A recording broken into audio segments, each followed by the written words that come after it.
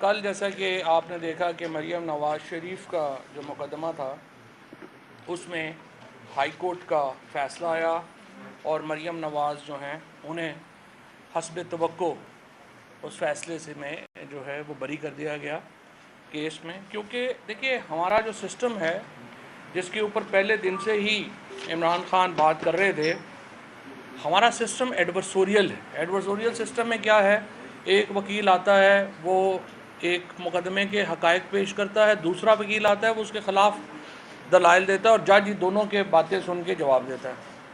यहाँ पे ये जो रजीम चेंज हुई उसके नतीजे में ये पूरा जस्टिस सिस्टम ही गिर गया है और तमाम जो मुल्ज़मान हैं वो अपने मुखालिफ वकील के फ़ैसले कर रहे हैं कि मुखालिफ वकील हमारा कौन होगा। इसलिए आपने देखा है कि जो ये शहबाज शरीफ जब वज़ीर-ए-आज़म उन्होंने हलफ लिया उसके 2 दिन के अंदर क्या हुआ कि FIA का जो केस उनके ख़िलाफ़ चल रहा है 14 अरब रुपए की मनी लॉन्ड्रिंग का, उस केस में वकील तब्दील होता है और उनकी मर्ज़ी का FIA का वकील जिसने उनके ख़िलाफ़ दलाइल देने हैं वो भी उनकी अपनी मर्ज़ी का लग जाता है। तो इस वक्त हमारा जो जस्टिस सिस्टम है वो मुकम्मल कोलैप्स कर चुका है और सुप्रीम कोर्ट में हम इस केस को लेके गए हुए हैं। अभी तक उसकी हेयरिंग्स जो हैं वो चल रही हैं। जो नैब केस में अमेंडमेंट्स हुई हैं, जिस तरह से प्रोसिक्यूशन में अमेंडमेंट्स हुई हैं, उसके बाद प्रैक्टिकली तो पाकिस्तान में किसी जो बड़े मुल्ज़िम है उसको तो सज़ा देना मुमकिन ही नहीं रहा। तो अब देखते हैं सुप्रीम कोर्ट इसको कैसे आगे लेके जाती है।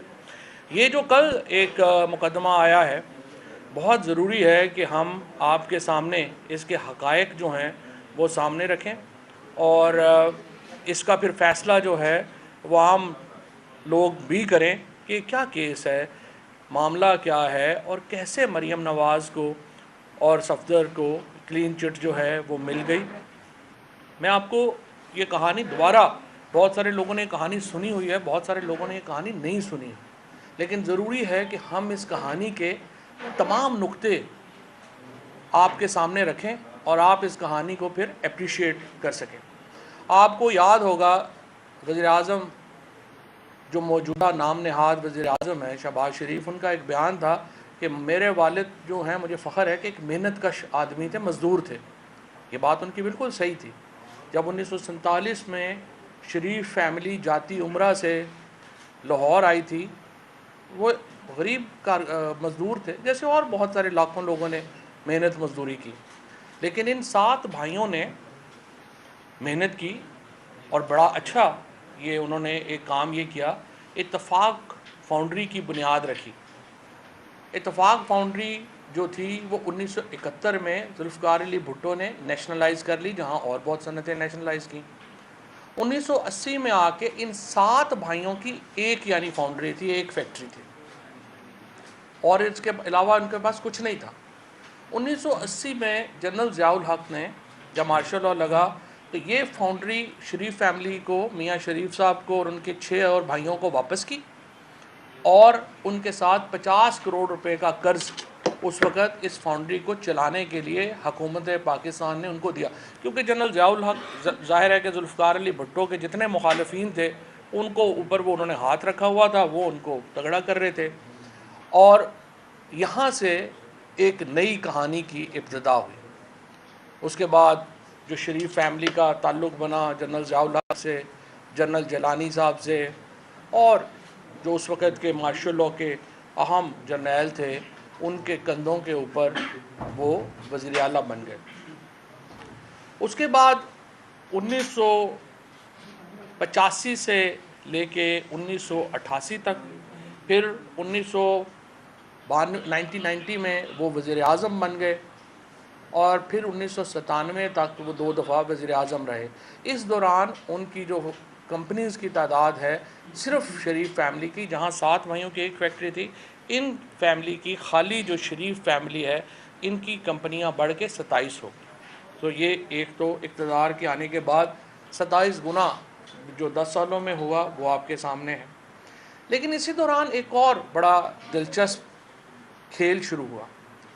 वो खेल ये हुआ कि 1990 में जब नवाज़ शरीफ वज़ीर-ए-आज़म बने तो उन्होंने सबसे पहले ये कंसीव किया कि इस्लामाबाद और लाहौर के दरमियान एक मोटरवे बननी चाहिए, जो बिल्कुल सही बात थी, मोटरवे बननी चाहिए थी।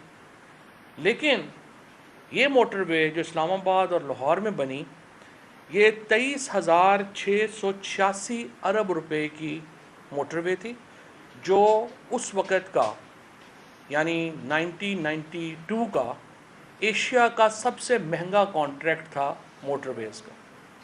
और ये उस दौर में 23,686 अरब रुपए का ये प्रोजेक्ट था जो उस वक़्त जो है वो बना।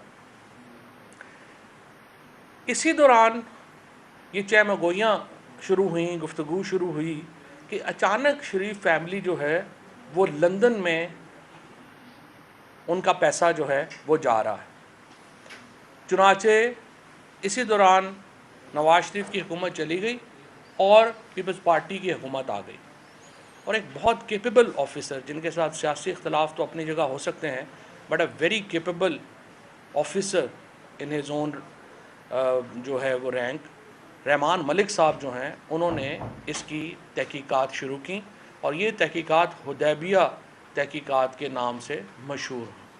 1994 में पीपल्स पार्टी की हुकूमत ने ये पहला FIR शरीफ फैमिली के ऊपर दिया, जिस इन तहकीकात में बताया गया कि खेस्ता खान और मेस्ता खान नाम के 2 हवाला डीलर्स, उन्होंने तकरीबन 14.866 यानी तकरीबन 15 मिलियन डॉलर पाकिस्तान से लंदन में मुंतकिल किए।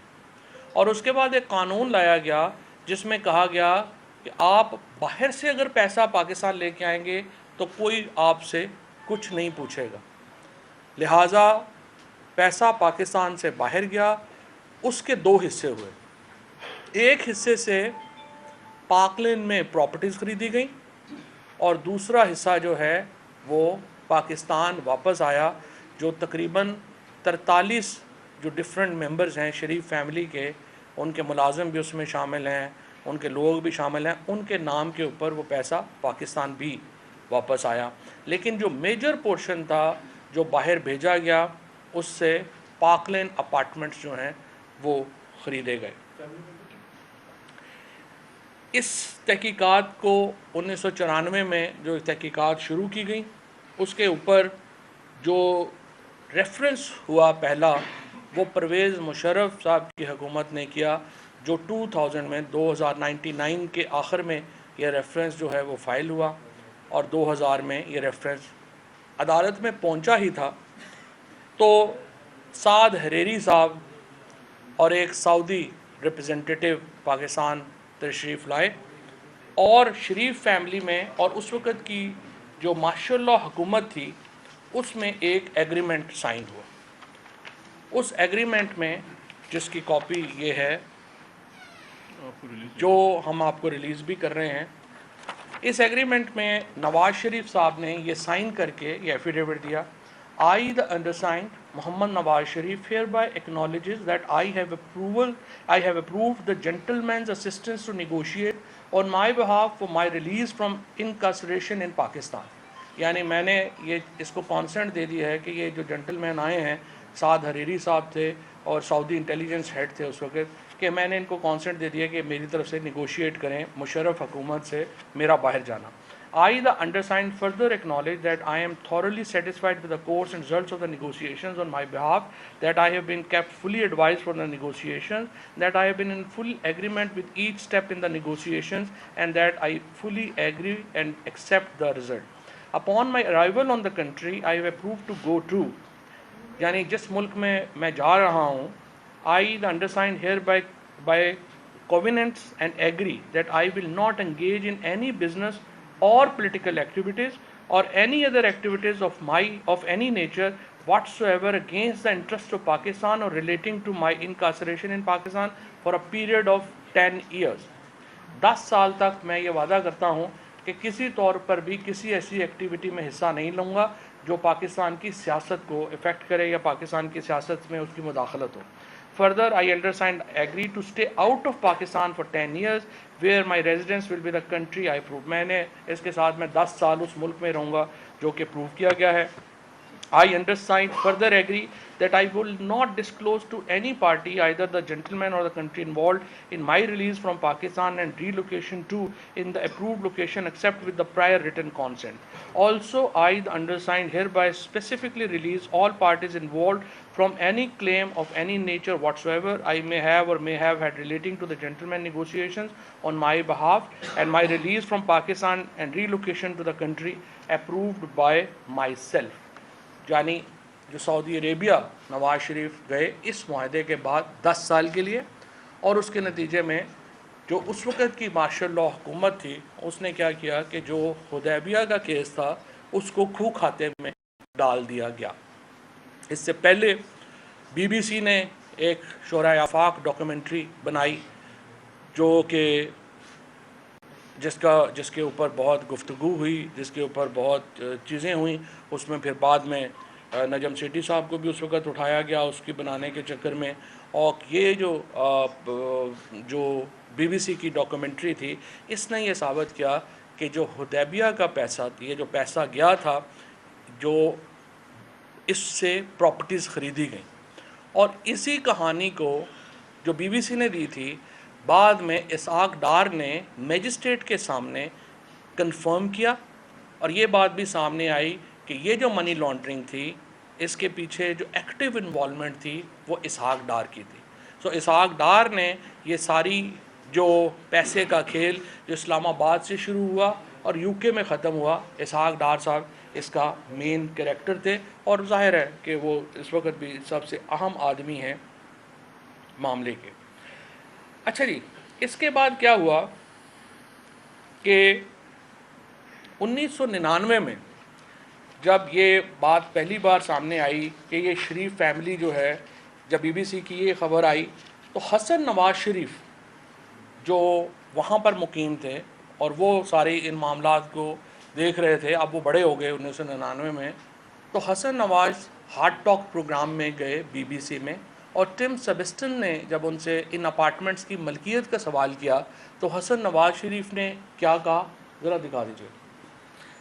ये जो सारी वीडियोस हैं ये हम आपको दे भी देंगे बाद में रिलीज़ के लिए। यहाँ पे मैंने देखा है कि कई दफ़ा उस तरह से चीज़ नहीं आती, पर हसन नवाज़ का दिखा दीजिए।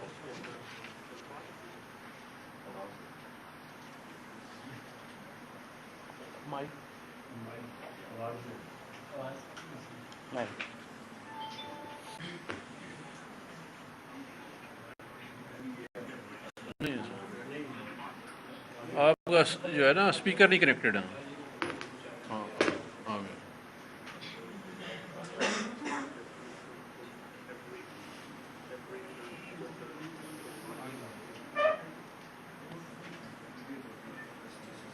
चलिए आगे चले, ठीक है, ये रिलीज़ कर देते हैं।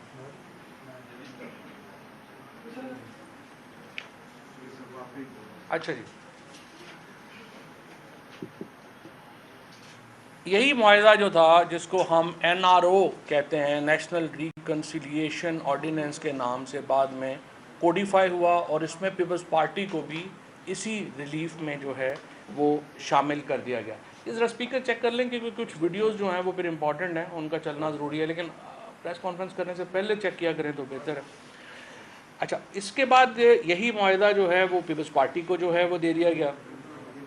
3 अप्रैल 2016 को एक जर्मन अखबार था, पाकिस्तान का कोई अखबार नहीं था, पाकिस्तान में तो पता है आपको अखबारों पे वैसे ही माशाल्लाह अभी भी पता नहीं कितने TV बेचारे अफोर्ड कर रहे हैं चलाना या नहीं कर रहे हैं, जो हालात जा रहे हैं पाकिस्तान के अंदर, और जिस तरीके से मीडिया की बेचारा, तो हमारा फॉर्मल मीडिया तो रेस्ट इन पीस ही हो गया, लेकिन बहरहाल जितना जो लोग भी हिम्मत करके चलाते हैं उनकी ज़रूरत को सलाम है।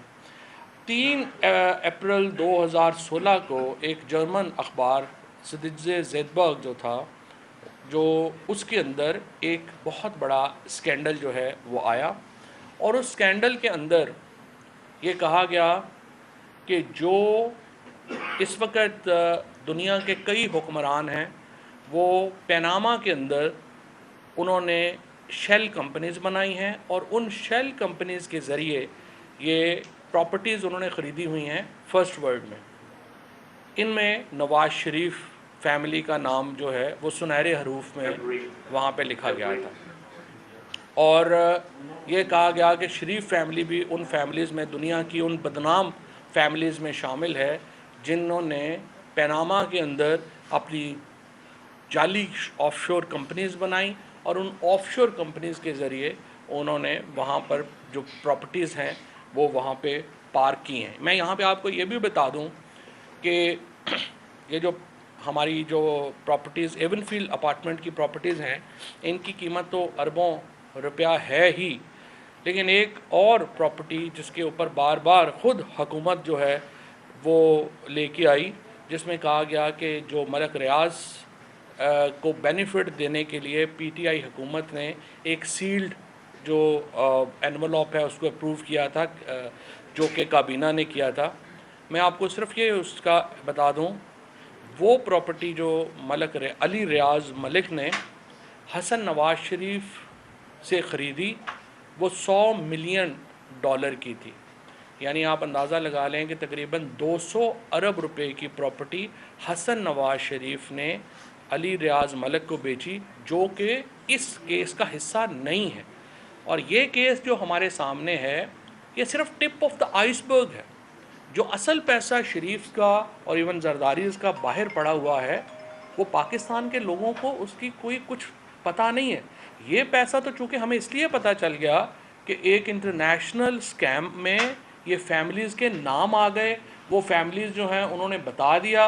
ये पैसा जो इस वक्त तकरीबन आई वुड से को टोटल अगर आप देखें 5,000 जो करोड़ है वो जरदारी साहब का है और तकरीबन 8-10 हज़ार करोड़ जो है वो इनका है। यानी को 20-25 हज़ार करोड़ रुपया तो इतना है ना शरीफ और जरदारी फैमिलीज़ का, जिसका अब हमें पता है। लेकिन ये टिप ऑफ द आइसबर्ग है। इनके पास कितना पैसा बाहर है, फ्रांस में इनका कितना पैसा है, इनका सोवियत यूनियन में कितना, फॉर्मर सोवियत यूनियन रूस में इनका कितना पैसा पड़ा हुआ है, इनका चाइना में कितना कंपनीज़ के साथ कितना पैसा पड़ा हुआ है, इनका तुर्की में कितना पैसा पड़ा हुआ है, हमें नहीं पता। ये पैसा सिर्फ जो हमें वो पता है जो पनामा पेपर्स के ज़रिए एक इंटरनेशनल स्कैम के ज़रिए हमारे सामने आया। और माशाल्लाह हमारा सिस्टम इतना ज़बरदस्त है कि इस छोटे से पैसे को भी वो नहीं संभाल पा रहा। और इतनी हम देख रहे हैं कि मरियम और ख़ानदान के ऊपर नवाजिशात की जो एक बरसात है हमारे सिस्टम की तरफ से जो जारी है, और अल्टीमेट सफ़रर पाकिस्तान के लोग हैं। ये जो सारे लोग इस वक्त पाकिस्तान की जेलों में कैद हैं, उनका कितना पैसों की चोरी होगी? 50, 100, 200, 300, 500, 1000 करोड़ की। इससे ज़्यादा तो पाकिस्तान की जेलों में बड़े चोर नहीं हैं। असल चोर तो ये लोग हैं जो पाकिस्तान के अंदर जिन्होंने करप्शन की, करप्शन करके वो पैसा बाहर ले गए और अब हमारा निज़ाम उन्हीं को सपोर्ट कर रहा है। सो पाकिस्तान के लोगों के लिए सिर्फ हमारा निज़ाम का एक ही पैगाम है कि आपने चोरी करनी है तो बड़ी करें, छोटी करेंगे तो आप पकड़े जाएंगे, बड़ी करेंगे तो कोई प्रॉब्लम नहीं। ये हमारा सीधा सीधा ये जो फैसले आ रहे हैं इनसे ये मैसेज जो है वो चल रहा है। अच्छा, अब जब ये स्कैंडल आया जो 3 अप्रैल 2016 को ये स्कैंडल आया, अब हमारे स्पीकर चल रहे हैं या नहीं चल रहे? अच्छा, इसके ऊपर जो पहले रिएक्शन 3 रिएक्शंस आए। पहला रिएक्शन नवाज शरीफ ने दिया, फिर मरियम नवाज़ ने आया और फिर हुसैन नवाज़ का आया। इन तीनों ने इसके ऊपर क्या रिएक्शन दिया? पहले नवाज शरीफ का रिएक्शन दिखा दीजिए जो उन्होंने असम्बली में तकरीर की, जो शुरू यहाँ से होती थी कि अल्हम्दुलिल्लाह ये हैं हजूर, ये हैं वो ज़राए, और ये हैं वो ज़राए अगर चल जाए तो इतना। और जद्दा की फैक्ट्रियों के हवाले से तमाम रिकॉर्ड और दस्तावेज मौजूद हैं। हजूर, ये हैं वो ज़राए जो आज तक नहीं वसाइल जिनसे लंदन के फ्लैट्स खरीदे गए। तो नवाज शरीफ साहब ने सबसे पहले कौमी असम्बली में तकरीर की और कहा कि हजूर ये हैं वो ज़राए जिनसे लंदन में फ़्लैट ख़रीदे गए। मरियम नवाज़ ने इसके ऊपर पहला रिएक्शन क्या दिया?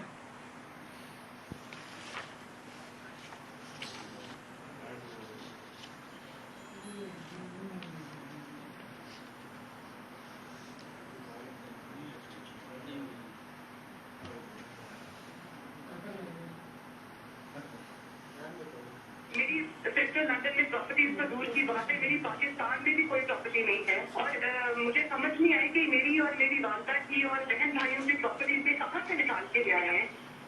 कहाँ से निकाल के ले आए?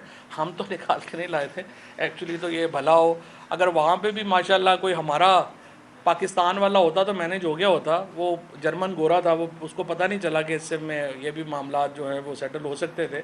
इनको मेरा ख्याल है उनका पता करने में देर होगी, वरना या तो वो मारा जाता या वो बिक जाता, तीसरा तो काम कोई नहीं था।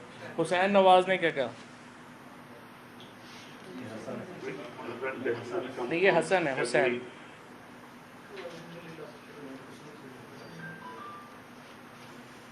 इन द मीन टाइम इन्होंने एक ट्वीट भी किया और मरियम नवाज की फैक्ट्री की पहले हुई उससे जो इनकम हमारे पास है अल्हम्दुलिल्लाह काफ़ी अच्छी इनकम थी, ऑफिशियली ट्रांसफर हुई बरसाने। तो अल्हम्दुलिल्लाह वो जो 3 प्रॉपर्टीज है ना आज अल्हम्दुलिल्लाह आज भी है वो प्रॉपर्टीज हमारे पास, और वो भी जो है मॉर्गेज करवा दी। और ये बात है 2006 की, जब अपना हम लोगों ने जो है वो मैंने बल्कि खरीदी, मैंने खरीदी। अच्छा जी, अब क्या हुआ उसके बाद? फिर एक ऑफिशियल जो स्टेटमेंट है शरीफ फैमिली ने रिलीज़ की, और शरीफ फैमिली ने कहा कि जी ये हुसैन नवाज शरीफ और हसन नवाज शरीफ है been resident of Saudi Arabia and UK respectively. इन्होंने कहा जी पहली बात तो यह है कि हुसैन नवाज और हसन नवाज दोनों यूके के सिटीज़न हैं, वहाँ पे टैक्स जमा कराते हैं। पाकिस्तान से तो हम उनको वो पाकिस्तानी कवानीन के तो वो लायबल ही नहीं है, हमने उनका कोई जवाब ही नहीं देना कि वो वहाँ पे उन्होंने कैसे पैसे ख़रीदे, कैसे प्रॉपर्टीज़ ख़रीदी। पैसों से पाकिस्तानियों के प्रॉपर्टीज़ ख़रीदी, लेकिन बेटे जो हैं वो ब्रिटिश नेशनल हैं। बेटे बेटियां सारी उम्र पाकिस्तान रहे, उन्होंने लाहौर में स्कूलों में गए, सफारशों से मेडिकल कॉलेजेस में दाखिले लिए, लेकिन जब उनके ऊपर सवाल आया कि ये प्रॉपर्टीज़ आपने ख़रीद के जवाब देनी है, तो उन्होंने कहा जी हम तो ब्रिटिश नेशनल हैं, लिहाजा हम तो इसका जवाब पाकिस्तानी अदालतों को नहीं दे सकते और हम बाहर बैठे हैं। और अब भी आप देख रहे हैं कि किस तरह से यहाँ से वज़ीर आज़म और चीफ़ मिनिस्टर और ये सारे वहाँ पे मफरूर मुल्ज़मान के पास जाते हैं, उनसे डिस्कशंस करते हैं और उसके बाद आते हैं कि क्या हुआ और क्या नहीं। अच्छा, इसमें भी जब ये स्कैम आया तो जो इनिशियल थॉट्स थी शरीफ फैमिली की तो आपने देख ली। जो नून लीग की सोच थी वो सबसे पहले, और उसके पाकिस्तान में पत्ता भी नहीं हिला, पूरी दुनिया में हुकूमतें तब्दील हो गई, पाकिस्तान ये जो है वो चल रहा था, पाकिस्तान में किसी को होश नहीं थी। बल्कि ख्वाजा आसिफ, उसका ज़रा तकरीर निकाल लें, ख्वाजा आसिफ ने जो ख्वाजा आसिफ जो इस वक्त माशाल्लाह पाकिस्तान के डिफेंस मिनिस्टर हैं, और बड़ी हिम्मत ही है वैसे कि पाकिस्तान के उनको कैसे जो है वो हम कबूल कर रहे हैं उनकी तकरीरों के ऊपर। लेकिन ख्वाजा आसिफ ने असम्बली के अंदर एक तकरीर की, और उस तकरीर में उन्होंने नवाज शरीफ को क्या मशवरा दिया, ज़रा सुनाइएगा। ये हौसला रखें, ये चंद दिनों हफ्तों की बात है, ये पनामा लीग भी किस्सा पहना बन जाना है, ये अवामी इशू नहीं है। और अंदाज़ा लगाएं पीछे नून लीग के लोगों ने डेस्क भी बजाए यानी ख्वाजा आसिफ कह रहा है कि कोई बात नहीं जैसे। और उसके बाद फिर जो इमरान खान ने इसके ऊपर जो है वो बात की। सिर्फ एक ही आदमी 2012 से ऑनवर्ड इनके ऊपर अगर कोई आदमी बात कर रहा है, कोई आदमी बार बार इसके ऊपर इश्यूज़ को जो है वो ला रहा है, वो इमरान खान है और तहरीक इंसाफ है। हमारे अलावा किसी और ने इसके ऊपर कोई बात नहीं की, कुछ नहीं किया। ये केस अदालतों में भी नहीं जा रहा था, ये मामला कहीं पे कुछ नहीं जा रहा था। इमरान खान ने इसके बाद जो बयान दिया वो एक दफ़ा ज़रा दिखा दीजिए ताकि हमारा मौक़िफ़ उस वक़्त भी क्या था पता चले।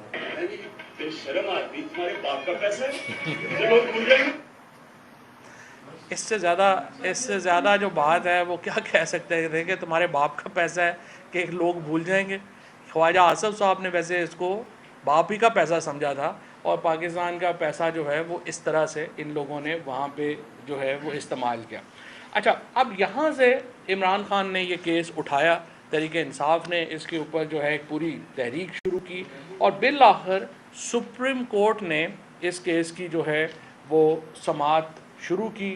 और यहाँ पे एक तफसीली जो बात थी, जो सुप्रीम कोर्ट का फ़ैसला था वो यहाँ पे आया, उसमें सारी जो चीज़ें थी वो पेश हुई।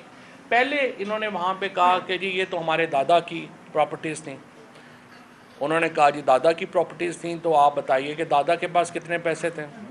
उस वक्त डॉक्यूमेंट्स नहीं आ सके। फिर इन्होंने कहा, जो पहले आपने सुना हुसैन नवाज़ को, कि हमने ये वहाँ से दुबई से, और नवाज़ शरीफ ने कहा कि वहाँ से पैसे हमने दिए थे। वहाँ से पैसे जो हैं वो प्रूव नहीं हो सके, क्योंकि वहाँ पे तो पता चला कि जो फैक्ट्रीज़ थी वो तो थी कोई नहीं, दुबई में तो कुछ भी नहीं था और फैक्ट्री कभी थी ही नहीं। और उसके बाद इन्होंने एक कतरी ख़त कहा कि $8 मिलियन हमें एक कतरी शहज़ादे ने दिए थे, हमारी उनसे बिज़नेस डील थी और उन्होंने हमें पैसे दिए थे। जब कतरी शहज़ादे को कहा गया आप बुला के बताएं, उसने आने से इनकार कर दिया और कोई डॉक्यूमेंट्स वहाँ पे भी प्रूव नहीं हो सके। सो सुप्रीम कोर्ट ने नवाज़ शरीफ को पहला हिस्सा जो था उसमें 2 जजेस ने डिस्क्वालीफाई किया, लेकिन 3 जजेस ने कहा कि इसकी आप जॉइंट इन्वेस्टिगेशन टीम बनाएं, क्योंकि हम इलेक्टेड प्राइम मिनिस्टर को इस तरह से डिस्क्वालीफाई नहीं करना चाहते। लिहाजा एक जॉइंट इन्वेस्टिगेशन टीम जो है वो बनी। उस जॉइंट इन्वेस्टिगेशन टीम में जो हमारे फ़ौजी इदारे थे उनके ऑफिसर्स भी शामिल थे, उसमें नाब के ऑफिसर्स भी शामिल थे, उसमें IB के ऑफिसर्स भी शामिल थे। एक 6 रुकनी जो बड़ा डिटेल्ड प्रोब जो है उन्होंने इस सारे मामले के अंदर किया और अपना हतमी जो कंक्लूजन उन्होंने दिया वो मैं आपको पढ़ के सुनाना चाहता हूँ। In the final analysis on the basis of the material before GIT, we conclude that the true owners of the Mayfair apartments at the time of Al Tawfiq litigation in early 99 were members of Sharif family, which included most likely the respondent number 1, who seems to be employing his children, and the 2 BVI entities to conceal his true ultimate beneficial ownership in the Mayfair apartment. हुआ ये कि एक वहाँ पे कर्जा लिया गया 7 million pound का इन अपार्टमेंट्स को गिरवी रख के, और वो पैसा फिर वापस नहीं किया गया। वहाँ जैसे पाकिस्तान में कभी ये पैसे वापस नहीं करते, उन्होंने वहाँ पे भी पैसे वापस नहीं किए। सो बैंक जो है वो चला गया इनके ख़िलाफ़ लिटिगेशन में, और उस लिटिगेशन में जो कौन कौन जो थे वो बैंक ने किन किन को वहाँ पे पार्टी बनाया उस लिटिगेशन में, मियाँ मोहम्मद शरीफ, मियाँ शहबाज शरीफ, मियाँ अब्बास शरीफ, हुसैन नवाज शरीफ, हमज़ा शरीफ, शमीम अख्तर और सबिहा अब्बास, और इनके दरमियान एक सेटलमेंट हो गई अल तौफीक बैंक की और इनकी, और इन्होंने पैसे वापस कर दिए। और ये पैसे भी वो इसाक डार वाले एफिडेविट में पूरे हैं कि वो पैसे जो हैं वो कैसे किए गए। लिहाजा उसके ऊपर जो तमाम इन्होंने कंक्लूजन ड्रॉ किया वो ये किया कि ये जो है ये शरीफ फैमिली ओन कर रही थी। The available record of the English High Court proceedings also strongly support the conclusion that members of Al Thani family or indeed any other third party had no real interest or nexus with the Mayfair apartments. Inter alia, no individual other than the members of Sharif family were represented in the legal proceedings and subsequent negotiations that culminated into the reference settlement agreement.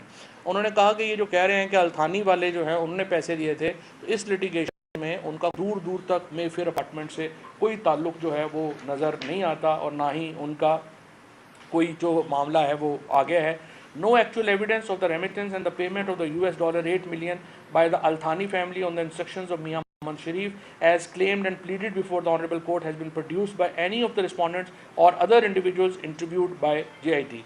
यहाँ पे भी नवाज शरीफ ने, शहबाज शरीफ ने, हसन नवाज़ ने, हुसैन नवाज़ ने पेश होकर सिर्फ कहा कि जी हमें तो कुछ पता ही नहीं है और हम ब्रिटिश नेशनल हैं और आप हमसे ये सवाल जो हैं